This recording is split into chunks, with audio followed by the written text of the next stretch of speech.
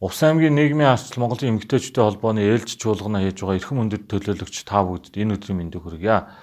Нийгмийн арчил Монголын эмэгтэйчүүдийн холбоо нь Монгол Ардын намын том түвшис тулгуур баас төдийгүй энэ холбооны гаргасан тогтоол шийдвэрийг Монгол Ардын намын бодлого шийдвэрт тусгагдан хэрэгжиж ирсэн гэдгийг та бүхэн дуулахад таатай байна. 2016-аас 20 оны засгийн газрын үйл ажиллагааны хөтөлбөрт эмэгтэйчүүдийн талаар авах арга хэмжээнүүдийг тусган хэрэгжүүлж байгаа байлээ. Үүний нэг нь цалинтай ээж хөтөлбөр, мөн 3 ба түүнээс дээш өрх толгойлсон их эцгийн тэтгэмж гэдэг ажлуудыг бид 2018 оны 1 сарын 1-ээс эхлэн олгоод байгааг дуулгая.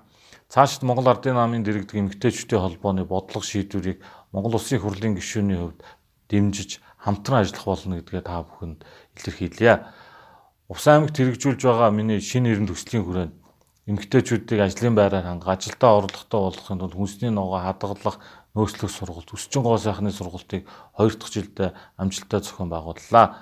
Монгол Улсын засгийн газраас хил орчмын аялал жуулчлалыг хөгжүүлэх, аялал жуулчлалын салбарын үйлчилгээний стандартыг сайжруулах чиглэлээр нас үл харгалзан 9 ажлын байрны сургалтыг өн төлбөргүй Монгол орон даяар зохион байгуулсан билээ. Ирэх 2020 онд энэхүү аялал жуулчлалын салбарын ажлын байрны нас үл харгалзах сургалт Увс аймагт маань хэрэгжих болно. Энд та бүгдийг аялал жуулчлалын салбарын 9 ажлын байрны өн төлбөргүй сургалтанд хамрахыг та бүхнээс хичээнгүйлэн хүсье. Ингэснээр би цаашид бүс нутагта өөрийнхөө аймагт ажлын байр бий болгож ажилдаа орлоготой байж нийгмийнхээ асуудлыг шийднэ гэдэгт итгэж байна.